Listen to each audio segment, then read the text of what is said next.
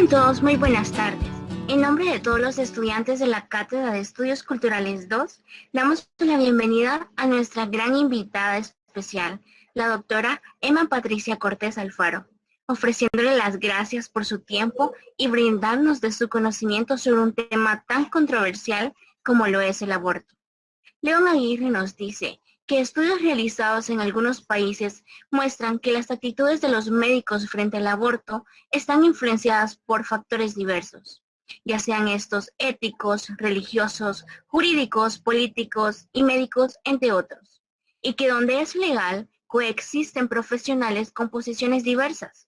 Las experiencias de algunos países indican que la presentación institucional de servicios de aborto es un asunto controvertido y políticamente delicado, y que proporcionarlo o negarlo se encuentra en gran medida a discreción de los médicos.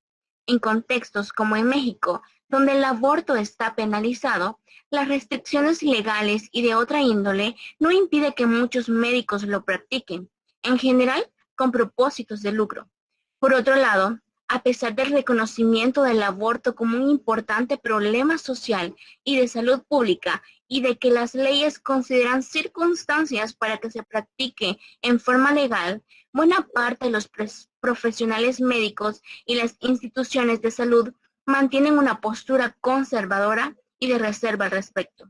Es así que la formación profesional que habitualmente reciben los médicos y la consideración legal del aborto inducido como delito son dos elementos que influyen de manera muy importante en sus actitudes frente al problema. Tomando eso en cuenta, damos inicio a esta conferencia con el tema Aborto por la legalidad desde una perspectiva médica y jurídica. Considerado un tema tabú en nuestro país, abrimos las puertas al conocimiento y perspectivas que dicha conferencia nos brindará. Pedimos de favor a todos los presentes el debido respeto, atención y participación para que esta conferencia sea más amena.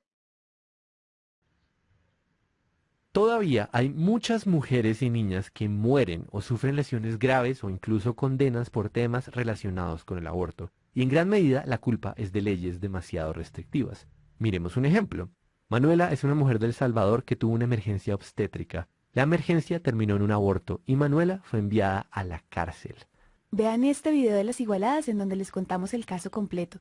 La historia de Manuela es una muestra del sufrimiento que pueden causar las leyes. El aborto, su legalidad y las consecuencias de su regulación son un tema muy vigente. El problema es que no todo lo que se ve en los medios masivos y en Internet es real. Entonces, ¿qué tanto sabemos? ¿Tienen idea de cómo son las leyes de aborto a nivel mundial? ¿Cuáles son los países que lo prohíben? ¿Qué restricciones hay en los lugares donde sí lo permiten? Y más aún, ¿hacia dónde va la tendencia? En El Salvador, lo que la ley dice es que el aborto se castiga con prisión, básicamente porque el sistema interpreta que todo caso de aborto, aunque sea una emergencia obstétrica o un aborto espontáneo, es un acto premeditado y puede ser clasificado como homicidio. Pero, ¿qué pasa en otros países? Bueno, pues el Centro de Derechos Reproductivos creó una herramienta para entender mejor el asunto. Lo que ven aquí es un mapa que clasifica todos los países del mundo en 5 grupos. En estos, el aborto está totalmente prohibido. Acá se puede practicar si la vida de la mujer está en riesgo. Otros donde se aceptan argumentos de salud más amplios. Estos los permiten por motivos socioeconómicos. Y hay otros donde las mujeres son libres de abortar con tal de que el procedimiento ocurra antes de una fecha límite. ¿Qué nos dice ese mapa? Pues de entrada nos da un panorama de cómo funciona a nivel mundial la garantía de derechos sexuales y reproductivos, especialmente los relacionados con aborto. Por ejemplo, el 59% de las mujeres en edad reproductiva, estos son 970 millones de mujeres, viven en países donde de una u otra manera el aborto está permitido. El mapa también nos muestra una trayectoria.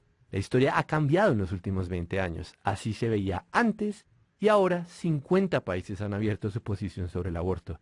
15 países del mundo, tan dispares como Nepal, Irlanda, Uruguay y Santo Tomé y Príncipe, reformaron sus leyes en los últimos 25 años para permitir el aborto sin restricciones, mientras que 18 países, entre ellos Colombia, Irán, Chile y la República Democrática del Congo, mejoraron el acceso al aborto a través de causales. Y esto significa que millones de mujeres están más protegidas que antes. ¿En qué sentido protegidas? Protegidas de vivir experiencias como la de Norma. Vayan al canal de La Puya para conocer mejor cómo fue la cosa. El caso de Norma nos muestra a gritos la importancia de repensar las regulaciones alrededor del aborto en nuestra región. Entonces sí, la tendencia es moverse hacia el azul, hacia una regulación más flexible que privilegie y proteja la decisión de mujeres y niñas. Pero todavía falta mucho y sabemos que esto puede tomar tiempo. La primera etapa, por lo menos, es asegurarnos de tener la mejor información posible y un conocimiento que nos ayude a entender el problema en todas sus dimensiones. Para eso, los invitamos a ver el mapa. Hoy, 590 millones de mujeres viven en países que tienen acceso libre al aborto. Queremos que mañana sean todas. Sean bienvenidas y bienvenidos a esta videoconferencia titulada Aborto por la legalidad desde una perspectiva médica y jurídica. En esta oportunidad, los jóvenes de la Cátedra de Estudios Culturales 2 de la Licenciatura en Ciencias del Lenguaje y Literatura de la Universidad de El Salvador se honran en presentar a nuestra invitada, Emma Patricia Cortés Alfaro. Ella es médico salubrista, epidemióloga, máster en medicina estética, feminista marxista y referente en la red de género Almes El Salvador. Disfruten de esta videoconferencia.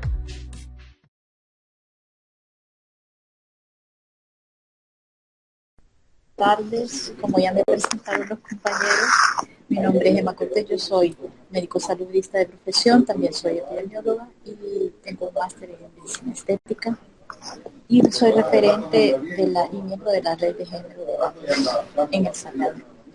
Lo que les traigo ahora es una perspectiva desde la medicina social, o sea, desde el campo de la medicina social y de la salud colectiva sobre cómo se visibiliza el aborto en el país y los avances o los desafíos que tenemos para llegar a un marco legal un poquito más flexible, ¿verdad?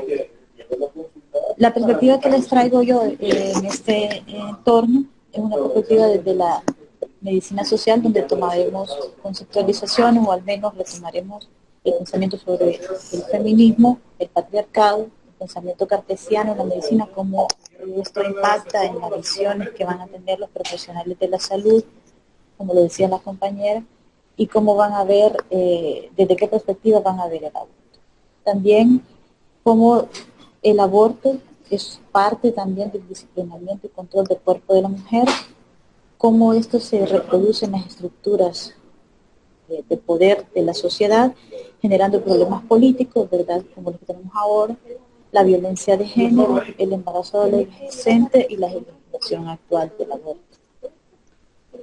Entonces, en principio, si lo vemos desde esta perspectiva, no les voy a traer la definición de patriarcado, porque creo que en las presentaciones anteriores se la dieron. Yo más o menos les traigo cómo se visualiza esta visión del patriarcado dentro de la medicina social.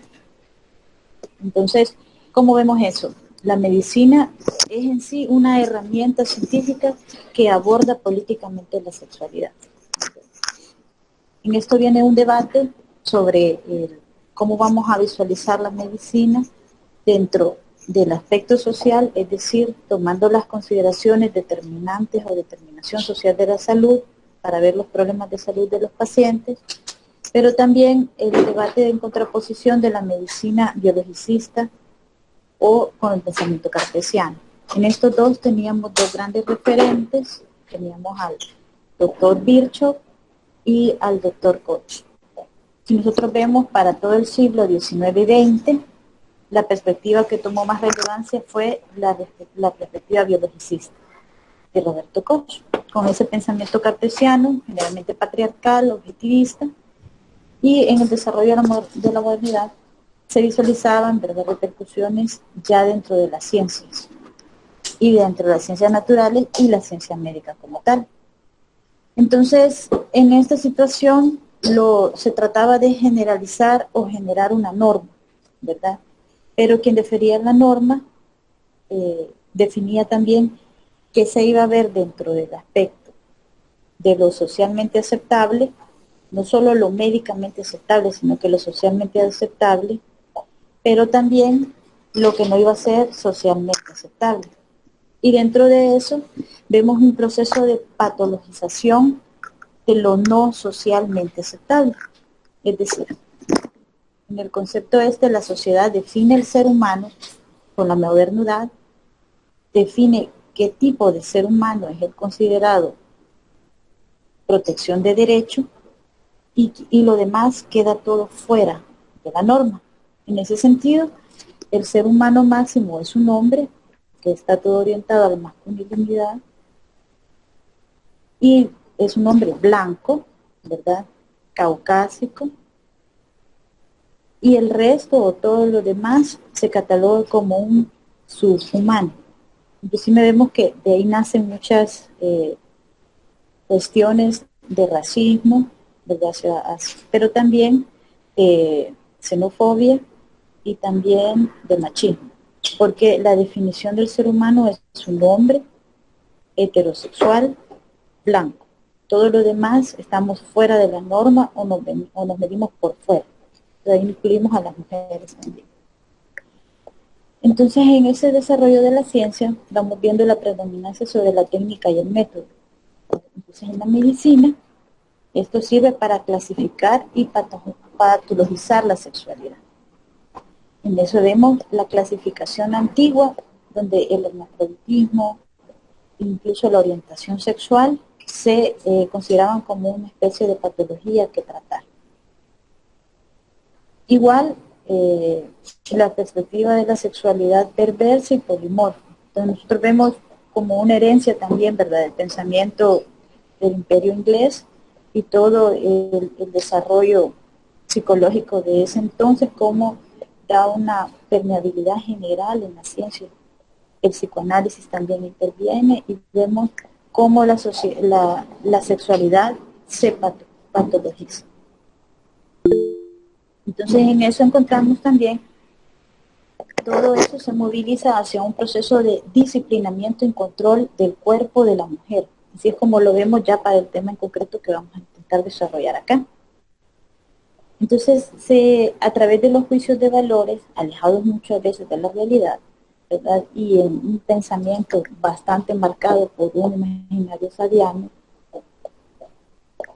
todo se concreta para desarrollar el modelo de desarrollo capitalista, que se plantea la expropiación del cuerpo a la mujer, legitimándose, ¿verdad?, en la base del deseo, ¿verdad?, ligado a las fantasías imaginarias, y con eso va planteando toda una red en el cual disciplina a la mujer. Y en eso se define qué es la mujer. Se definen las desviaciones sexuales, pero también se define el actuar y el desarrollo de la mujer en la sociedad. Entonces, cuando vamos analizando esto más en perspectiva, tomamos en cuenta que cuando se normaliza, quien normaliza plantea lo normal y lo anormal. Entonces, ¿cómo se normaliza un cuerpo social, verdad? Entonces, ustedes lo saben más que todo por la cátedra que llevan, es por medio del lenguaje. A través del lenguaje nosotros vamos a denominar el estándar y lo que está fuera del estándar es lo que se considera normal. Así, los psicólogos son los que,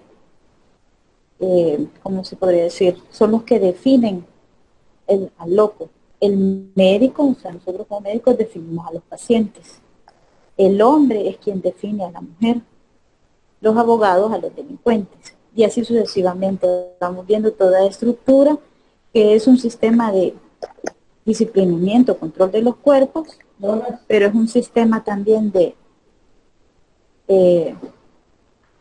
perpetuación del capitalismo hasta a través de un sistema patriarcal, ¿verdad? Entonces esta dinámica de social, ¿verdad?, crea una estructura de poder que también se replica en micropoderes para así poder reproducir en cada parte de los estratos sociales de manera útil, desde la perspectiva, inclusive desde la pareja, dentro del hogar, hasta el ámbito político.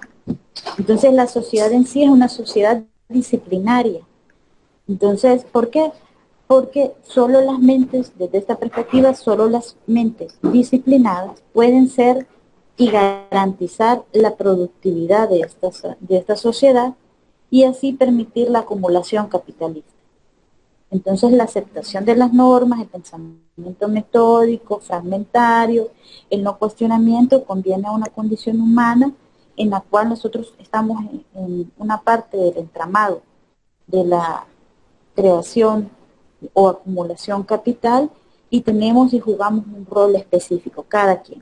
Entonces, en esto vamos viendo relaciones de poder y de control que se ejercen ya no violentamente, ¿verdad? Como en los casos del régimen de esclavitud, sino que por seducción, hedonismo, fetichismo, consumo, e inclusive por el escrutinio social, como lo podemos ver hoy en las redes sociales. Entonces todo esto se basa en una biopolítica y que plantea en eso de la biopolítica el control de los cuerpos, como lo decía, para la acumulación. Dentro de eso la medicina sirve para fines políticos perfectos, ¿verdad? La histeria, la locura, ¿verdad?, era definida en esos tiempos por el médico y sirve para designar el confinamiento de individuos considerados anormales, pero también para disciplinar a unos emblemáticamente de forma de sugestionar a los demás para que no sigan en comportamientos fuera de la norma. Entonces el caso que planteamos con la compañera, el caso de Manuela, es un caso disciplinador social, en el cual se le plantea a la sociedad en sí, a las mujeres en sí, qué es lo que les va a pasar si cometen algún delito o algo normalizado. En este caso, el aborto. Entonces, toda esta estructura social alrededor, ¿verdad?, sirve como un ente reproductor o ejecutor de este disciplinamiento. ¿Y a qué estructura nos referimos?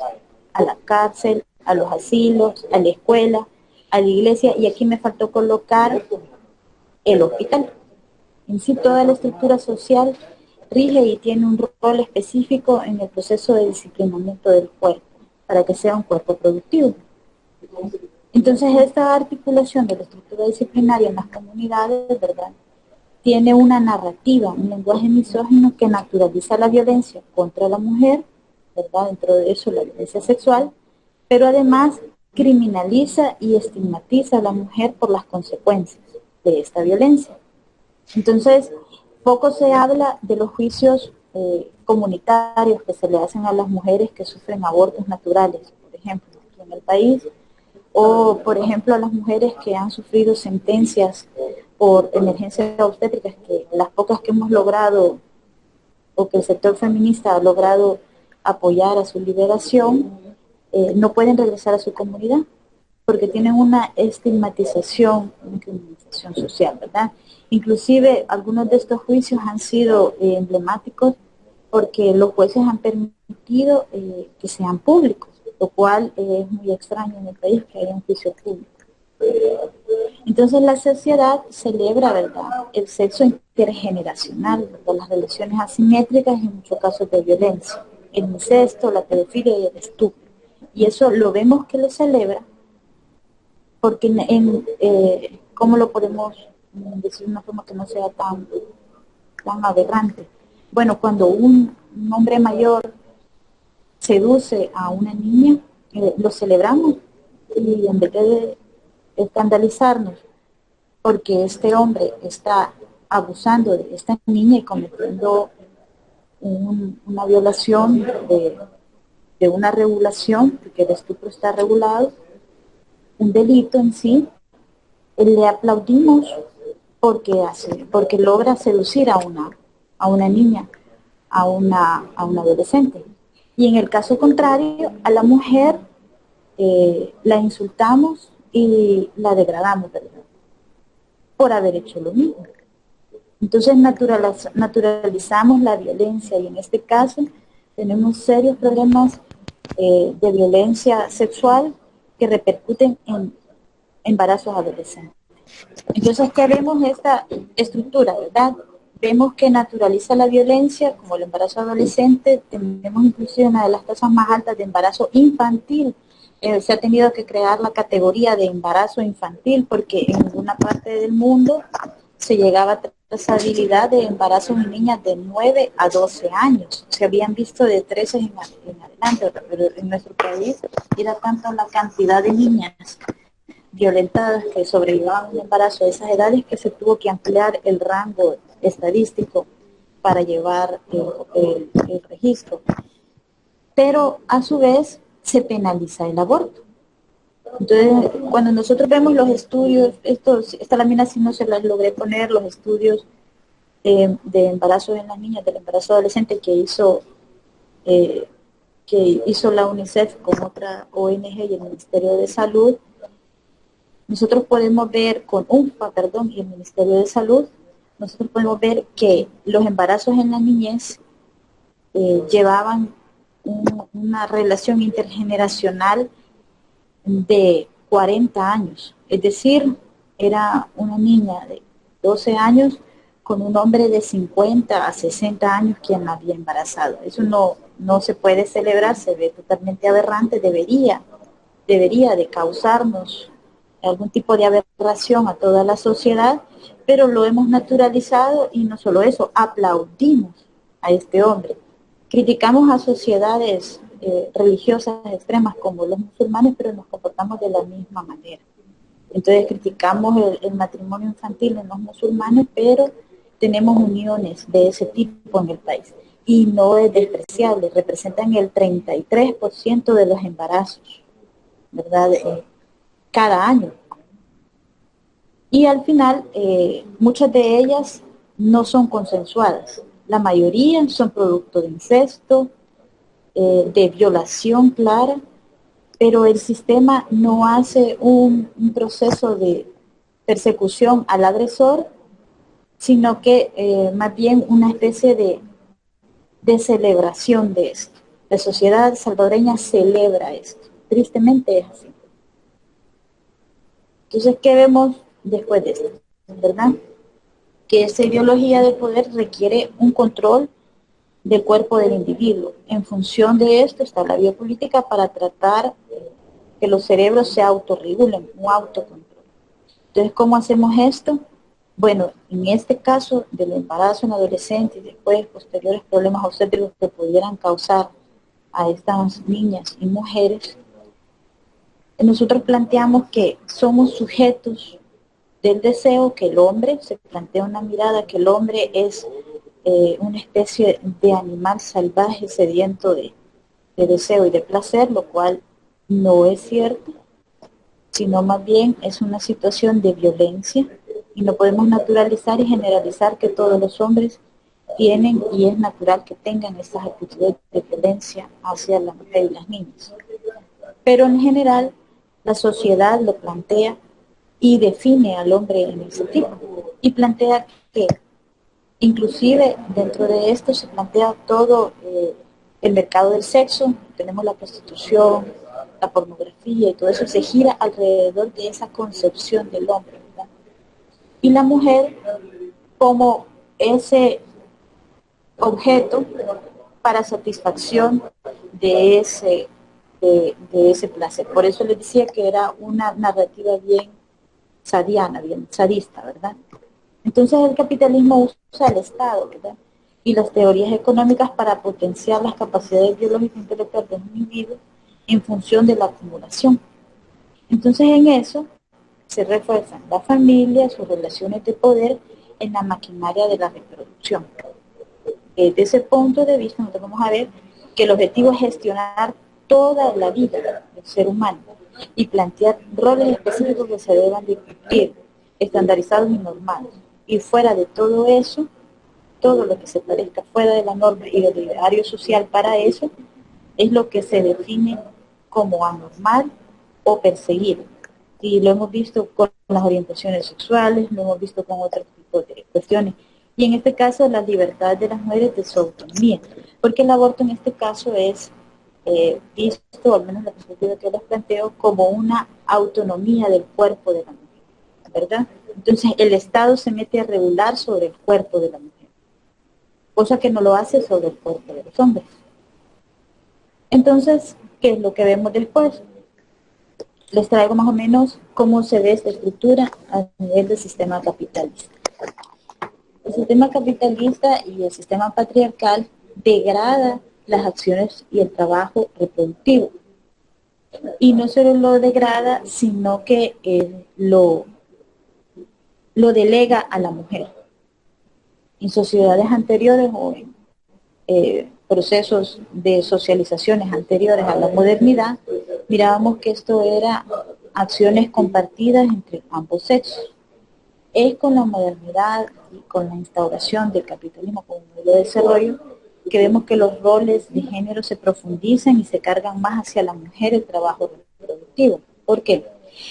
Porque a la mujer se delega el espacio íntimo, el espacio del hogar, y la casa está hecha como una especie de, o la casa burgués, como lo podríamos decir, está hecha como una especie de maquinaria para que la mujer ejerza funciones de protección, de cuidado para sus hijos, pero también para el hombre. ¿Para qué? Para que el hombre pueda participar y desarrollarse en el ámbito social, en el ámbito político. Entonces a la mujer la deja fuera de todo ese ámbito social, el ideario capitalista la deja fuera, y es el ideario que mirábamos hasta los años 50 como la ama de casa moderna, ¿verdad? Entonces nosotros vemos aquí en el sistema de producción capitalista, ¿verdad? El hombre va a la fábrica, realiza la producción, pero regresa cansado, regresa casi muerto. Entonces, ¿qué requiere? Los cuidados de la mujer, ¿verdad? Entonces, ¿cómo solventamos el proceso de empoderamiento de la mujer que quería salir y también tener acceso a la economía y una libertad económica? Porque en este sistema no se plantea que la mujer pueda tener una libertad económica con disciplinamiento social. En muchas sociedades y todavía en esta actual es mal vista la mujer que sale a trabajar. Es mal vista la mujer que tiene libertad sexual y libertad económica. Todavía es mal vista. E incluso lo que vemos es que el lugar de la mujer debe de ser en la casa, y hacia eso es a lo que se trata de mantener. De esa forma se naturalizan procesos de violencia. Entonces, cuando nosotros vemos que un hombre mayor embaraza a una niña, le roba toda oportunidad, ¿verdad? Toda oportunidad de salir de esa casa. Y la sentencia muchas veces a la pobreza de por vida y a la dependencia económica de él. Entonces, esas son cuestiones que difícilmente se están abordando o no se ven desde esa perspectiva. Entonces, esta generación es no solamente la niña embarazada, sino que el producto termina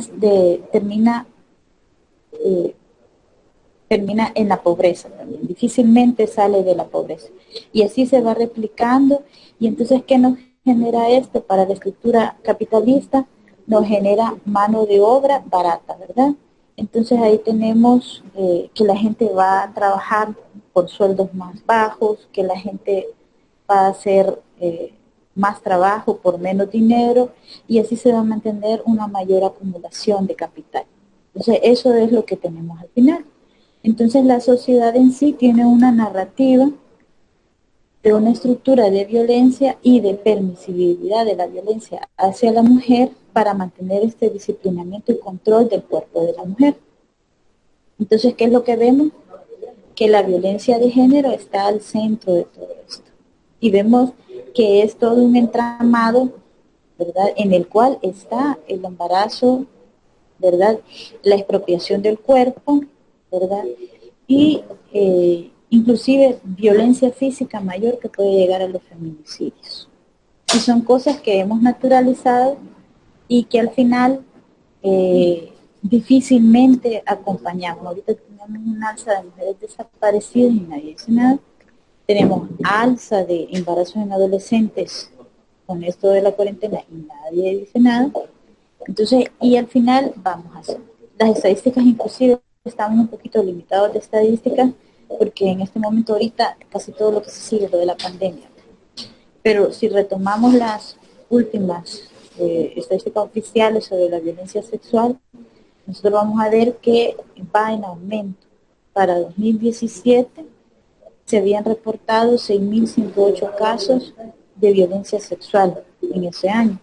Y eso es tanto de hombres como mujeres. Pero vemos que la mayoría de los delitos sexuales se circunscriben a las mujeres y se circunscriben entre la edad de 12 a 17 años. Estos no son los embarazos, estos son delitos sexuales que han llegado a una, o se han abocado las mujeres y hombres a alguna institución pública como tal, ¿verdad? Entonces existe igual, y es lo que la mayor crítica que nosotros tenemos desde salud, una situación de condenar a las personas a un embarazo no deseado o a un embarazo que pone en riesgo su vida. Entonces eso es lo que estamos viendo ahorita.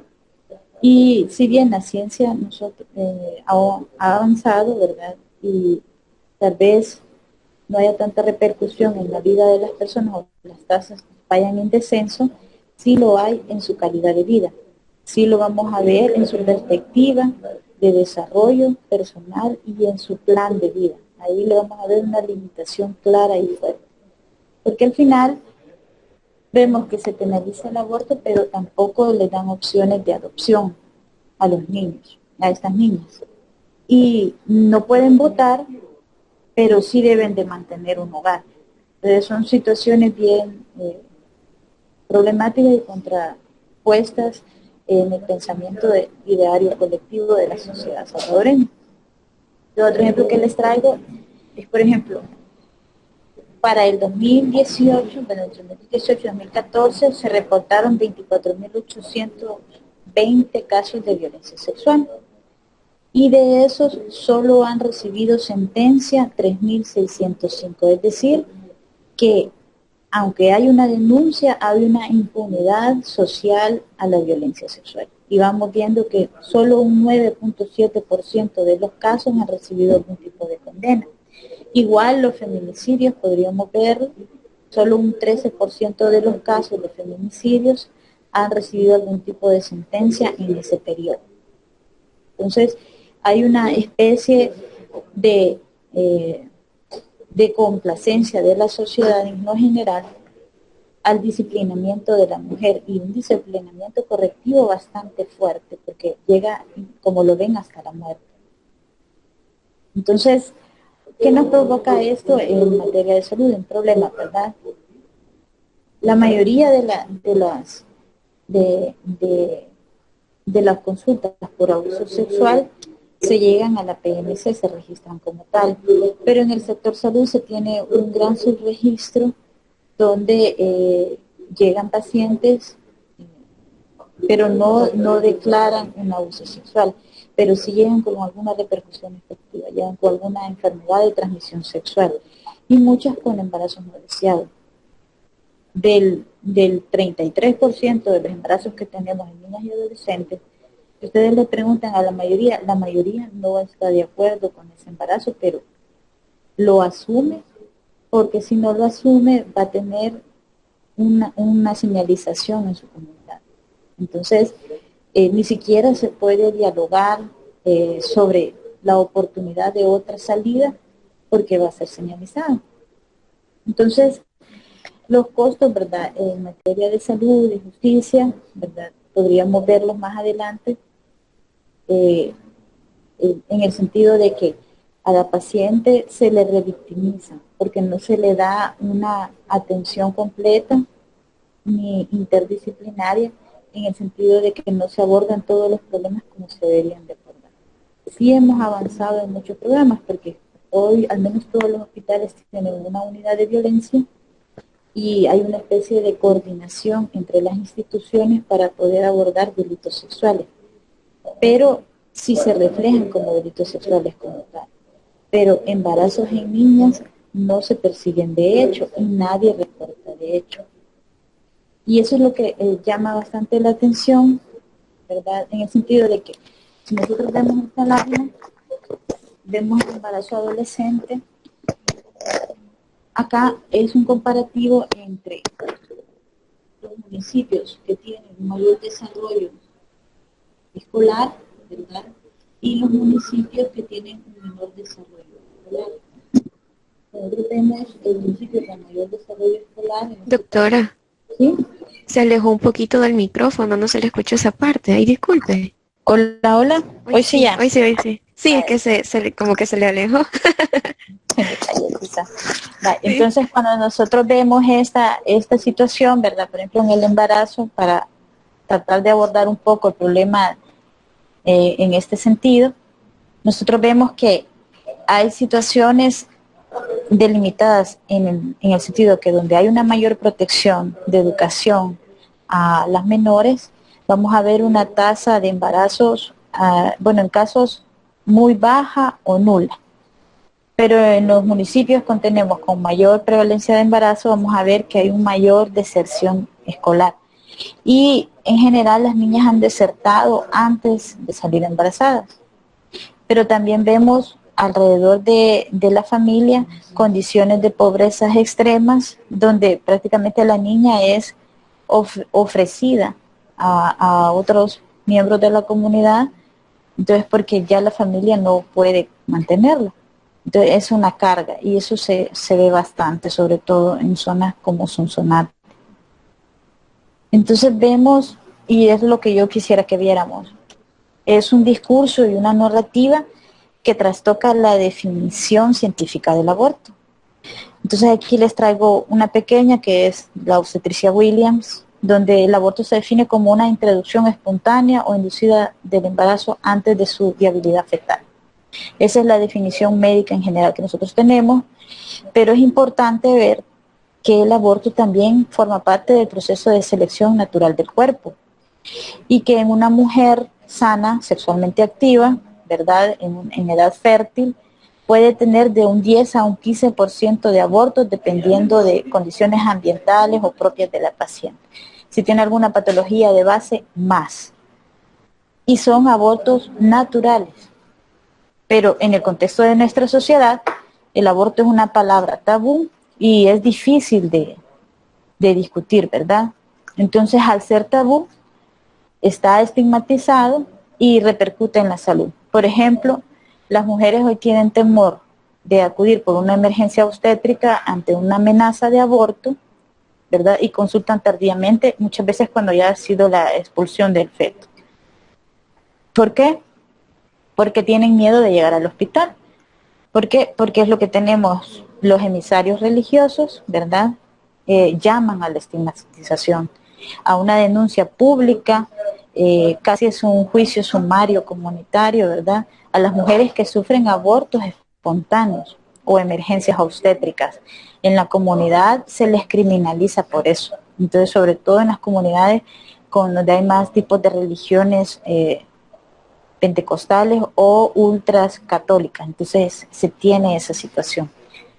Y tenemos mucho profesional de salud porque somos un pueblo bastante religioso que antepone su pensamiento religioso al pensamiento ético de la práctica médica y su relación médico-paciente, ¿verdad? Entonces tenemos denuncias desde los profesionales de salud a las mujeres por una sospecha de aborto provocado, aunque sea una emergencia obstétrica. Entonces acá se invierte la ley y se invierte el derecho a la inocencia de las personas. Y la mujer es declarada culpable comunitaria, colectivamente y por las instituciones del Estado, y es ella la que tiene que demostrar su inocencia, cuando es quien acusa quien debe demostrar la culpabilidad en el derecho que normalmente se vería, ¿verdad? Eso quizá lo podría profundizar un abogado un poquito más. Pero vemos entonces un trato diferente con la violencia sexual y el embarazo adolescente. Entonces acá tenemos una naturalización tremenda. Nadie denuncia a los agresores de niñas.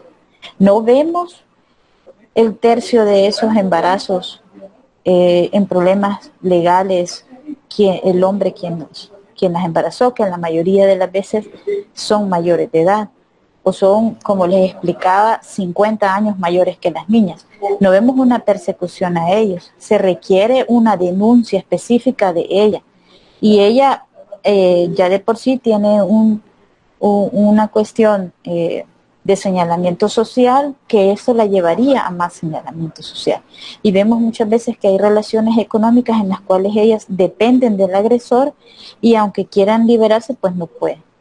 Entonces, pero en vez de horrorizarnos el pedófilo, nos horroriza que la niña está embarazada y inclusive se toman actitudes peyorativas hacia la niña y la revictimizamos. Eso se ha visto bastante generalizado en el personal de salud, en muchos de los establecimientos de salud, y a veces no lo ven mal, es lo que les quiero decir, que es lo que horroriza. O sea, que no solamente no veo mal esa agresión sexual que ha llevado a un embarazo a una niña, sino que no veo mal insultar a la niña por eso. Entonces, y la culpabilizo por las consecuencias de esto. Entonces vemos, ¿verdad?, cómo en la legislación,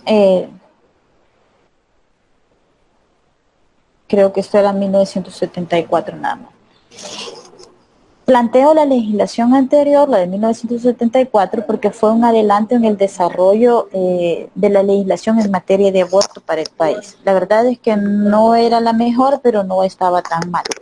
La legislación anterior clasificaba el aborto, diferenciaba el aborto provocado del aborto espontáneo, que como les explicaba, el aborto espontáneo muchas veces es algo hasta cierto punto normal, o un proceso natural, ¿verdad?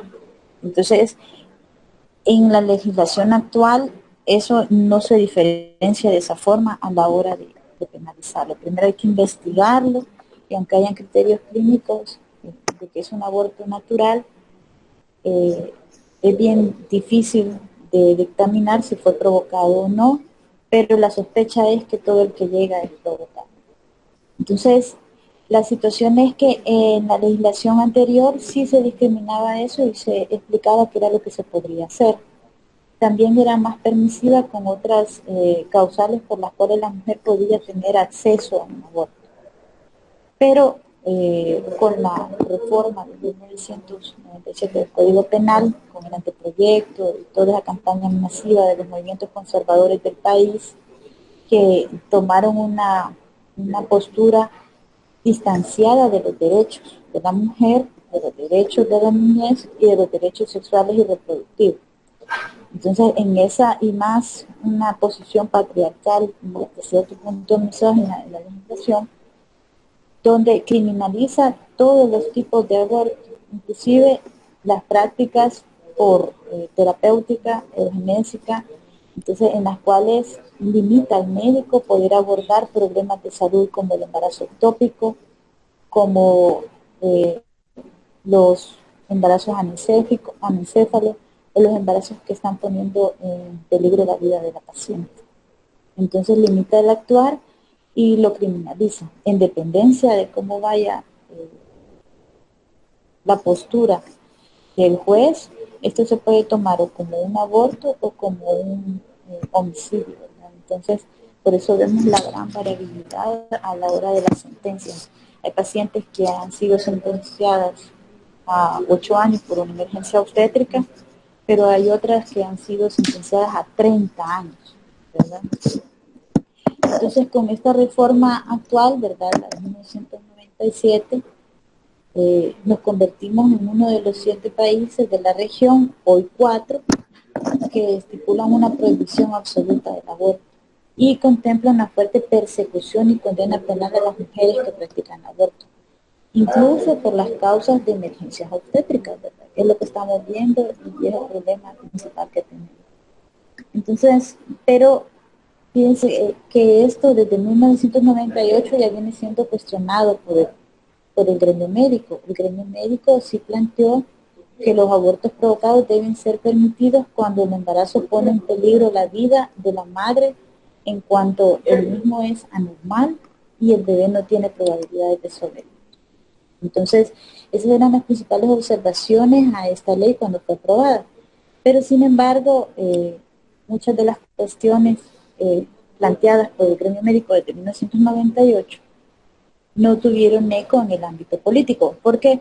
porque no se trata de un problema de salud pública específicamente, como se trata de ver. En realidad es un problema de naturalización de la violencia sexual contra la mujer y es un problema de disciplinamiento del cuerpo de la mujer. Entonces, no hay argumento que vaya a ir contra eso. Contra eso lo que va a haber es una ejecución de toda la maquinaria o la estructura de la sociedad conservadora para mantener esas condiciones. Entonces, de las 3 o 4 propuestas que hay, les traje a mencionar la más amplia, que lo que trata de hacer es regresar a la normativa o la regulación que se tenía en 1973, donde se plantea una permisibilidad del aborto por 4 causales. En realidad en 1973 eran 5, porque había una permisividad de aborto por cuestiones de repudio social, donde la mujer para limpiar su honor podía permitirse el aborto, ¿verdad? Esa no la plantean en ese momento, sino que solo plantean 4 situaciones, ¿verdad? Y generalmente son todas relacionadas con la salud. Esta fue presentada por la Alianza por la Salud y la Vida de las Mujeres y la acompañaron 2 partidos políticos en la legislación anterior. La situación fue que al final lo que mirábamos es que la dinámica política iba más en torno a visibilizar el tema, pero no solventarlo, no solucionarlo. Y es lo que yo quisiera que hiciéramos un llamado de atención. El tema hay que discutirlo. Tenemos que sentarnos con los líderes religiosos, explicar que su práctica religiosa tiene que tener un enfoque de derechos y respetar los derechos de las mujeres, al menos en la manera de garantizar la vida de las mujeres, ¿verdad? Porque la mujer en general no anda buscando abortar, como lo plantean, por un método anticonceptivo. Es muy difícil que eso suceda. A nivel mundial, el aborto como método anticonceptivo es menos del 0.05%. Y la mayoría es por causas de la salud, que le afectan la salud. Y por lo menos medianamente eso se debe de garantizar, porque hay muchas personas, muchas mujeres que han muerto por un aborto que no se les pudo realizar, tenido alguna repercusión que ha llegado a la muerte, pero han dejado 3 hijos en abandono, ¿verdad? Y nosotros sabemos que en esta sociedad, la madre, en la sociedad salvadoreña, la madre es casi el centro del hogar y casi siempre quien lleva el hogar. Entonces somos una sociedad donde la mujer, en la mayoría, al menos el 45% de los hogares, la mujer es padre y madre. Imagínense la crisis social que es que estos niños pierdan a su mamá. Entonces, la situación en la que los dejamos. Entonces, todas esas cuestiones deberían de estar a la vista a la hora de poder discutir el tema, ampliarlo, discutirlo y todo eso. Y no ver el aborto como un tema tabú, sino como un proceso natural, ¿verdad? Que puede tener la mujer, porque desde ese punto de vista, entonces, no vamos a estar persiguiendo a las mujeres por una emergencia obstétrica, sino que más bien vamos a estar tratando de discriminar cuál es la legalidad que podría pasar o la ilegalidad que se comete, pero no desde una vista persecutoria a la mujer, donde se han cometido muchas arbitrariedades en este tiempo. Al menos en los 30 años que lleva esta legislación de estar, hay casos emblemáticos, ¿verdad?, de violación de derechos humanos. Hasta aquí es lo que les traía de la presentación. Quedo a las preguntas que ustedes tengan. A continuación, se procederá a un espacio destinado a preguntas o comentarios sobre la temática desarrollada en la ponencia. Si hay algún compañero que desea participar, por favor se le solicita que encienda su micrófono. Muy buenas tardes. Ay, dale vos. Ok, gracias. Bueno, como hemos mencionado que hay una narrativa bastante, pues, que limita la posibilidad de un aborto o una legalización del mismo, quería preguntarle si usted, mediante su experiencia, podría plantearnos un ambiente consecuencia de una legalización hipotética del aborto en el país? ¿Y usted cuál cree que puedan ser las consecuencias sociales?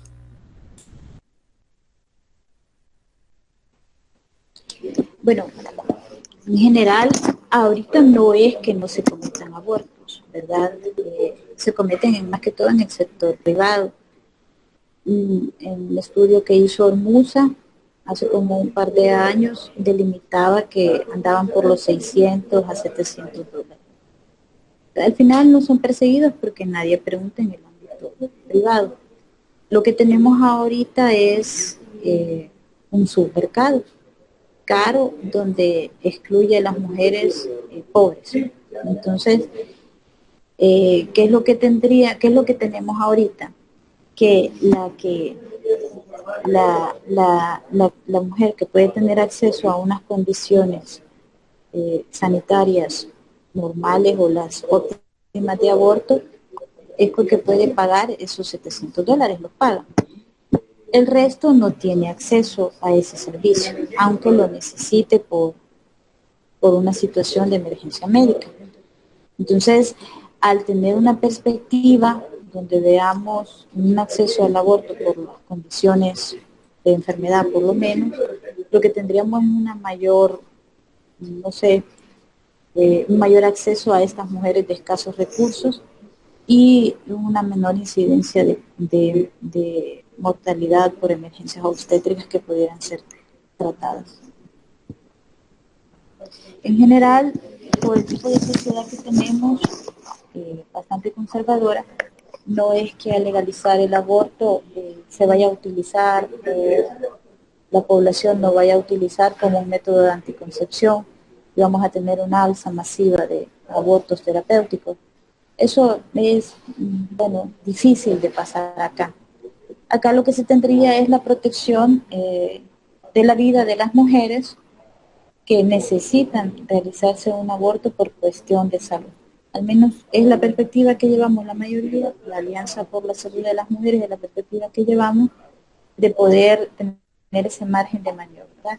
También no es que todas se mueran, hay otras que las condenamos a la esterilidad, porque cuando venimos a poder abordar el problema, por ejemplo en el caso de los embarazos ectópicos, se daña demasiado los órganos reproductivos. Entonces estas mujeres, luego de ese embarazo, ya no pueden volver a tener hijos. Entonces lo que esperaríamos es una perspectiva de poder tener una o mejor oferta de servicios de salud para estas mujeres. Muchas gracias. Yo tengo otra pregunta y es con eso mismo que usted mencionaba de que no sé acá en el país cómo funciona eso, ¿verdad? Pero si las personas que tienen dinero pueden pagarse un aborto y, o sea, nadie va a decir nada, va a ser totalmente legal porque se lo están pagando y entonces le va a beneficiar a alguien. Entonces mi pregunta va enfocada a las personas que no pueden. Y es que si existen lugares clandestinos para la realización del aborto en El Salvador, y si existen, ¿quién las realiza? Porque, o sea, puede ser de que sean los mismos médicos o puede ser de que sean personas no autorizadas, pero esa sería la pregunta.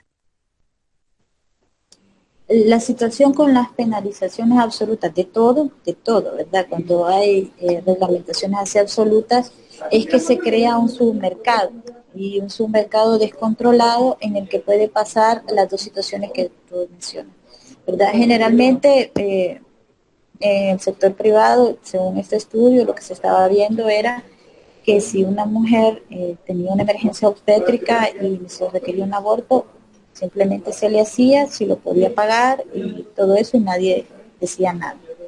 Entonces, pero no todas las mujeres tienen acceso a este tipo de servicios de salud, que se ven más que todo en el sector privado y nadie lo regula porque no es parte del sistema, no abarca el sistema de sustentación de regulación. Lo que sí vemos es un submercado donde hay prácticas, etnoprácticas y situaciones donde se ofertan servicios para solucionar un embarazo o para eliminar un embarazo que terminan bueno, en malas prácticas, principalmente porque el personal que lo realiza no es personal sanitario. Entonces, en esas situaciones está en peligro la vida de la mujer. Por eso es que también se debate la situación de que el aborto pudiera ser un método anticonceptivo. Sin embargo, lo que se estaba viendo es que la mayoría de la población salvadoreña no busca tanto un aborto como un método anticonceptivo, sino que lo busca como una solución a un problema de salud específico.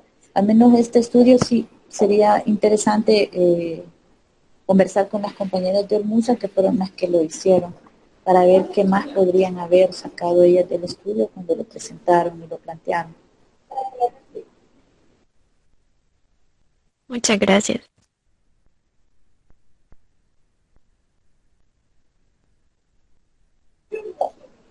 No sé si ¿Alguna habrá otra pregunta?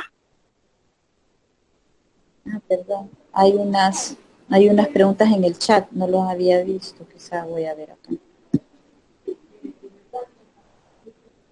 Me pregunta Nuri López. Yo tengo una duda, si una joven queda embarazada y lleva bien su proceso y al paso de unos meses le descubren una enfermedad, ¿podría ser un factor para poder tener la razón para que pudiera realizar un aborto? No. Muchas veces tenemos que esperar a que nazca el feto, ¿verdad? Y después poderle intervenir. Así tenemos problemas con pacientes que tienen cáncer, pacientes con lupus, como, bueno, el caso de Beatriz era de lupus, ¿verdad? Si no lo conocen, Beatriz era una joven que ya tenía ya tenía un hijo previamente y era su segundo embarazo. En su segundo embarazo el feto era anencéfalo, es decir, no tenía cerebro. Como no tenía cerebro, era inviable fuera del útero. Entonces, lo que quiere decir es que nada más al ser evacuado del útero iba a dejar de vivir. En ese caso, como es incompatible con la vida, es una de las causales que se está pidiendo para hacer legal el aborto, porque Beatriz después de eso si bien no murió, tuvo repercusiones en su cuerpo y terminó con una insuficiencia renal, ¿verdad? Luego de eso, pues Beatriz murió por otras causas, porque parece que murió en un accidente de tránsito, pero de todas maneras ella tenía un problema de detrimento en su calidad de vida. ¿Por qué? Porque como le respondí a la compañera, no importa la salud de la madre, no se puede ejecutar ningún proceso de evaluación. Tenemos pacientes que cuando inician o están en el embarazo podemos iniciar una quimioterapia o una extracción de un tumor y que no se puede por el caso y que inclusive las hormonas del embarazo lo hacen progresar y que al final cuando ya son abordadas después del parto pues no terminan en buenas condiciones y muchas de ellas mueren. Entonces la pregunta es no podemos hacer nada con la regulación actual para el tratamiento de las pacientes y es lo que al menos se está pidiendo, ¿verdad? Porque si nosotros aplicamos, por ejemplo, una quimioterapia a una paciente con cáncer embarazada y el niño muere, podemos ir, también la legislación nos puede alcanzar a los médicos que dieron el tratamiento. La siguiente pregunta es también de Nuri y dice que si se puede abortar siendo menor de edad y si es que los padres sepan, es decir, un adolescente podría hacerlo. No. Al momento ahorita actual, el aborto es provocado, es ilegal en todas las edades, en todas las causas, aunque haya consentimiento de los padres, aunque haya consentimiento de todo el mundo. Se han tratado de hacer, o hay casos donde se ha solicitado el aborto por diversas causas, pero aún así no se ha podido. Permítanme un segundo. Termino, vuelvo a repetir, perdón. Entonces, se ha visto en estos casos, ¿verdad? El caso de una violación específica fue donde los padres de la menor pedían autorización al Estado para abortar, pero el Estado no dio la autorización. Entonces, al final, en este momento, la mujer no tiene control de su cuerpo para ello. Entonces, sí está totalmente penalizado el aborto por esas causas. No sé, Wilfredo Santa María León tenía un comentario. ¿Lo ibas a escribir o lo ibas a mencionar? Si gusta, doctora, hay otro compañero puso otro mensaje ahí en otra pregunta y que el compañero Wilfredo escriba la pregunta que tiene o el comentario que tiene porque como que no le funciona el micrófono. Vale. Con respecto a lo que me dice, ¿qué tan seguro es que una menor aborte? Bueno, la situación con esto es bien compleja. En la mayoría de los casos, cuando nosotros vemos una niña o una adolescente, el cuerpo no está preparado para un embarazo. Fíjense que buena parte de los embarazos no provocados o espontáneos se dan en edades tempranas cuando hay menores que han iniciado su práctica sexual antes del tiempo. Entonces van a ver que podrían tener un tipo de embarazos que no terminan ni siquiera el tercer trimestre. Sin embargo, cuando eso pasa más adelante, el problema es que la niña, la adolescente, muchas veces no está preparado su cuerpo para poder llevar a cabo este embarazo.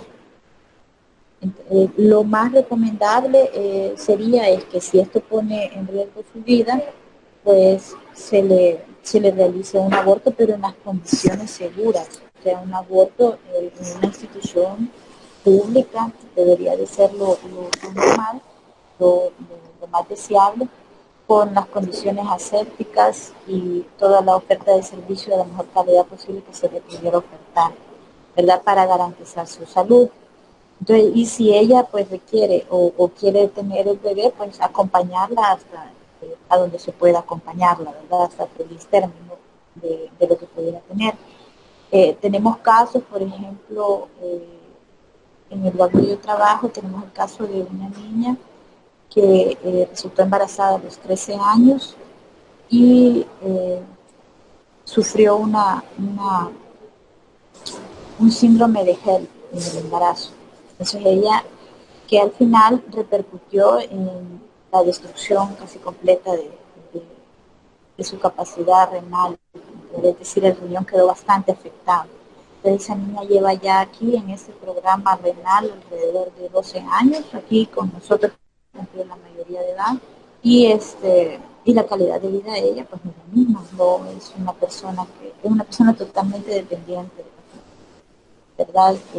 Es la familia de ella quien ha tenido que mantener, la expectativa de vida de ella es pequeña, por la edad que tuvo y la lesión que tuvo, no es candidata todavía ¿cómo se llama? A un trasplante renal. Creo que aquí hay más comentarios. Dice, el feto es considerado como persona, ya que la afirmación de mayor fuerza argumentativa utilizan los llamados antiabortistas, es exigir la prohibición de la interrupción del embarazo, o no considerar una vida, la consideración del feto y también el embrión son seres humanos. Vaya, esta es más bien un debate ético que se tendría que hacer. Y ahí depende de la postura que tenga cada quien, ¿verdad? Hay personas que consideran al feto como persona y hay personas que no lo consideran como persona. Entonces, dependiendo de la posición que tenga esto, es como se va a proceder. Por ejemplo, en el área de la salud, nosotros consideramos que si tiene un desarrollo cerebral de conciencia, hay buena parte del gremio médico que ya le considera persona. Antes de eso, pues en general, la mayoría no le considera persona. Quienes le consideran persona ya son por cuestiones religiosas, no científicas. Entonces ya es por eso le decía que es un debate ético, porque ya es como yo lo condiciono más en mi perspectiva religiosa, ¿verdad?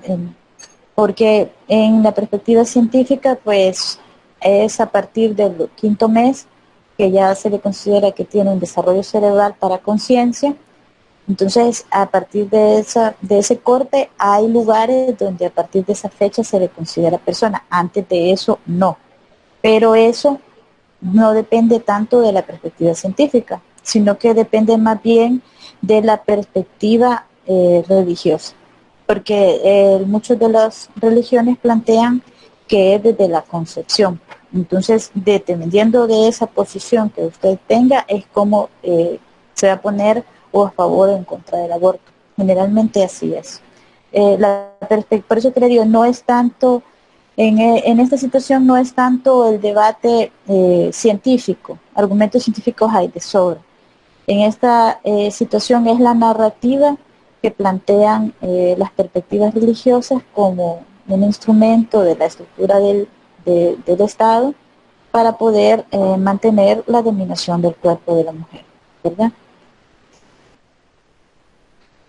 No sé si me escucharon, me traté de acercar el micrófono. ¿Cómo cree que resultaría, pregunta Katia Graciela Sánchez, cómo cree que resultaría la aprobación del aborto en El Salvador en cuanto a la práctica? Ya que en el sistema de acá es bastante deficiente, a mi parecer. Bueno, acá el sistema va a mejorar de acuerdo a como nosotros presionemos a que mejore. Entonces, porque si nosotros consideramos que nuestro sistema público de salud debe de garantizar las mejores condiciones de calidad, tenemos que pelear porque mejore, ¿verdad? Por pelear por mejores servicios. E igual, si se va a considerar una legalidad del aborto, por lo menos para las 4 causales médicas que estamos planteando, pues debería tener las condiciones óptimas y de calidad posible. Y debería ser un servicio esencial y especial para las mujeres. Luego, pregunta Wilfredo, la iglesia es influyente bastante porque muchas veces los jóvenes y las jóvenes no practican y dicen que el aborto es malo porque va contra la moral divina. Entonces, aunque el embarazo atente contra su vida, y hasta ellas mismas dicen que en términos religiosos que se haga voluntad de Dios. Por eso les decía, tenemos una sociedad bastante religiosa y la perspectiva va a ir de ese punto. Y eso es un derecho que tiene toda persona, pero no podemos regular y legislar sobre el derecho que tiene otra persona. Entonces, ¿qué quiere decir? ¿Verdad? Que si esa es mi forma de pensar, yo no voy a abortar, ¿verdad? Pero si hay otra persona que plantea, yo quiero tener acceso a un aborto para garantizar mi vida, pues debería de garantizarse, ¿verdad? Entonces el aborto no debería de tener ni una presión a alguien para que lo haga, ni tampoco una restricción específica tan fuerte como la que tiene ahorita para que alguien pueda acceder a él. Al menos por las causas médicas debería de haber acceso. Y ya usted allá decidirá si lo toma o lo hace o no. Ya es una cuestión de libertad. Pero ahorita no tenemos ni siquiera una cuestión de libertad. Entonces, es más, no podemos ni siquiera ofrecerlo como un tratamiento médico. Y muchas veces mueren los dos, o muere el niño y queda igual huérfano, ¿verdad? Y eso tampoco se aborda.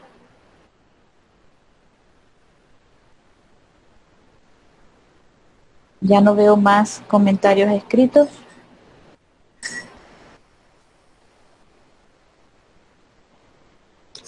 En este momento se dará lectura a algunas de las preguntas que enviaron los compañeros vía correo electrónico. La primera pregunta dice así: ¿qué piensa de las personas que aseguran que el aborto lo prefieren las mujeres con sexualidad libre? Fíjense que me parece que es más que todo un argumento sin contextuación ni respaldo. Yo tengo muchas compañeras del sector feminista que practican la sexualidad libre, pero que no están a favor del aborto como una cuestión de planificación sexual. ¿Qué les quiero decir? ¿Por qué les planteo yo eso de diferenciación? Nosotros estamos tratando las 4 causales médicas, es decir, cuando esté en peligro la vida, una violación sexual, cuando el feto sea inviable, etcétera, ¿verdad? Pero no lo estamos planteando que sea como un proceso o una medida anticonceptiva, es decir, que yo, mujer sana, que pueda llevar mi embarazo al final, pueda tener acceso a un aborto por el hecho de que no lo quiero tener.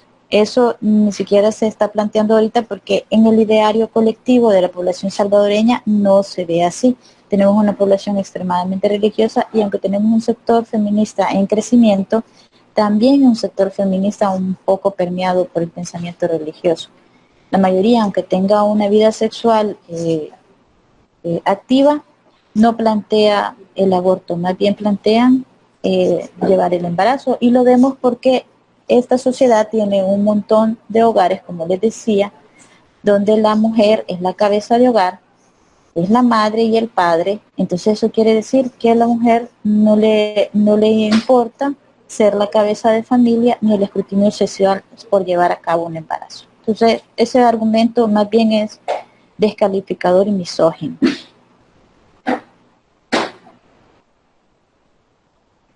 La siguiente pregunta dice así: ¿usted desde la perspectiva personal considera adecuado encasillar al aborto en la categoría de asesinato?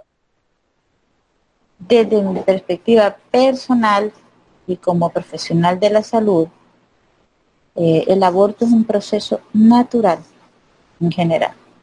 Y la mayoría de los abortos son naturales, el 80% de los abortos son naturales. Por lo tanto, no podría concebir que se clasifique el aborto como un delito en específico. Me parece que se debe discriminar, se debe modernizar la legislación y se debe tratar de visibilizar esa situación.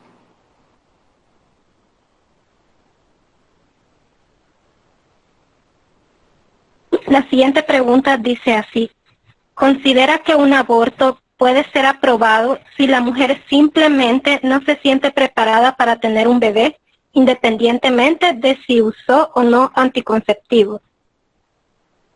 Esa es cuando consideramos al aborto como un método anticonceptivo. Entonces, hay ciertos países que lo practican, que lo consideran, que son los que van más avanzados en la legislación al respecto. Yo considero que para El Salvador estamos un poco distantes de esa perspectiva.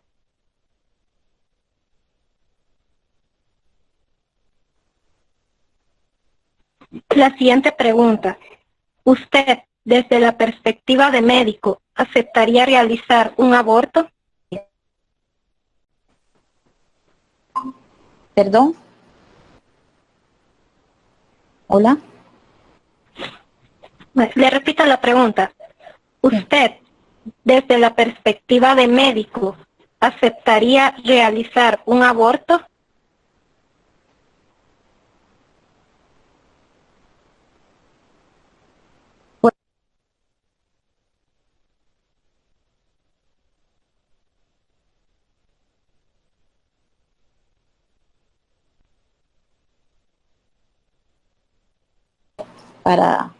¿Aló? Hola, ¿me escucharon? Perdón.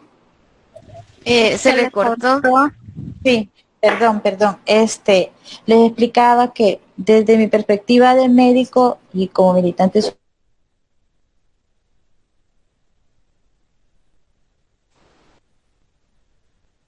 un delito. Entonces, al ser un delito, pues la ley, sea como sea, me amarra a ser cumplida, ¿no? Y sobre todo si soy un profesional con un ejercicio libre y democrático. Entonces, por eso es que la lucha de nosotros va por la legalización de las causales, para que podamos apoyar a estas mujeres. De momento, con la legislación actual, no las podemos apoyar.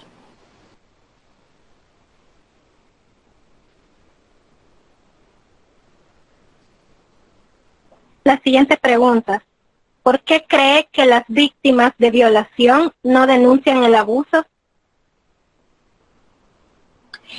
En general, la mayoría no denuncia el abuso por situaciones de dependencia económica y social dentro de las familias. Nosotros vamos a ver que muchas veces son hogares recompuestos donde la niña es violentada ya sea por el papá o por el abuelo o por el padrastro, pero la situación es que la familia no la apoya en esa denuncia.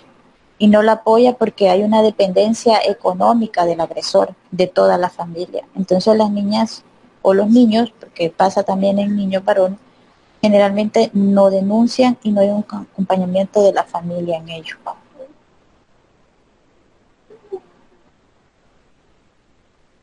Una compañera envía un comentario.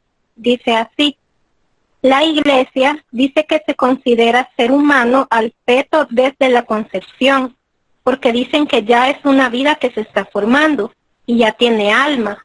Entonces, interrumpir el aborto sería atentar contra la creación de Dios, que fue el que dio vida al feto y el que permitió que se formara. Según la religión, el aborto va en contra de los designios de la creación de Dios. Eso por eso les decía que es un debate ético. Si aplicamos eso a todos los abortos naturales, bueno, entonces, ¿qué podríamos decir? Fue una decisión de Dios matar a los niños. No sé, ahí es un debate religioso en el que a mí no me parece discutir, porque me parece bastante estéril, y cada quien puede tener la postura que quiera. Entonces, lo que parece es que yo no le debo de imponer mi pensamiento a nadie, ni la otra persona me puede imponer mi pensamiento acá. La realidad en lo concreto que tenemos es que hay personas, hay mujeres que están siendo afectadas por esta legislación actual tremendamente obtusa y que nos deja a los médicos sin un margen de maniobra para poder apoyarles. Entonces, si usted lo que requiere es que nosotros le apoyemos a finalizar ese embarazo, llevarlo lo más largo posible, pues tenemos que apoyarla. Pero si usted lo que requiere es que lo terminemos porque por su salud es más fácil, pues también deberíamos de tener la opción de poder acompañarla. Y en este momento no tenemos la opción para poder acompañarla.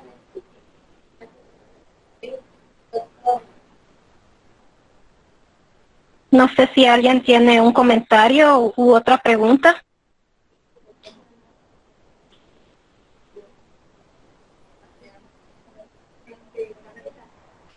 Si no hay más preguntas o comentarios, cerramos ese punto de la ponencia.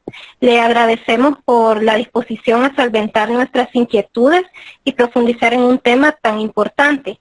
Demos continuación al siguiente punto. Bueno, yo nada más despedirme y agradecerles la oportunidad. Miren, lo importante es que se debata el tema. Para mí lo importante es que lo hablemos, lo evoquemos y lo planteemos. Porque como les decía, hay una narrativa que plantea que todos los abortos son un crimen, pero hay un buen porcentaje del aborto que es natural y hay mujeres siendo afectadas por este tipo de emergencias obstétricas también, por todo ese ideario que se ha plantado y toda esa narrativa que se ha plantado que está un poco tergiversada y fuera del ámbito científico. Y bueno, y de ahí pues cada quien tiene su postura y lo importante es respetarnos como seres humanos, ¿verdad? Hasta ahí terminaría mi participación. Un agradecimiento a Fátima por la invitación y a la compañera tutora de la cátedra, que me parece que está haciendo un gran trabajo. Muchas gracias, doctora. A continuación le vamos a dar un reconocimiento antes que se vaya. Antes de que se retire, doctora, como agradecimiento por parte de los estudiantes de la Cátedra de Estudios Culturales 2, le presentamos el siguiente diploma de reconocimiento, el cual menciona lo siguiente. Universidad de El Salvador, Facultad Multidisciplinaria de Occidente, otorga el siguiente diploma de reconocimiento a Emma Patricia Cortés Alfaro por su participación en el marco de la conferencia Aborto por la Legalidad desde una perspectiva médica y jurídica, enviada desde Santa Ana de manera virtual a los 7 días del mes de mayo del año 2021. Así que le agradecemos bastante esta participación y si tiene palabras finales, le dejamos el espacio. Bueno, creo que las había dado, pero nada más agradecerles a todos. Miren, lo importante de estos temas es no tenerles miedo, plantear un debate crítico en la medida de lo posible. Es el debate de ideas lo que nos va a hacer avanzar a un punto intermedio. Como les decía, en este contexto lo que no podemos hacer es cerrar los espacios de diálogo y de cohesión social que necesitamos. Gracias a todas y todos por estar pendientes de la participación.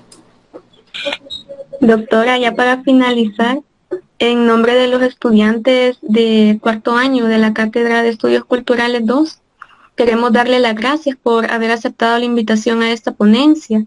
Para nosotros ha sido un enorme privilegio y un honor haberla tenido como ponente con este tema que en la actualidad es tan controversial y que muchas veces no se quiere ni siquiera tocar. Sin embargo, el aborto es algo muy importante que de conocer cuáles son las perspectivas médicas, en este caso que las hemos podido conocer gracias a usted, en las que se podría realizar un aborto. Entonces es bien importante que lo conozcamos para no hablar sin saber, sino que ya tener bien claro el por qué y se debe de legalizar. Muchísimas gracias por habernos brindado este gran conocimiento que es de mucho valor y pues le deseamos muchas bendiciones y muchos éxitos en su vida. Muchísimas gracias. Gracias.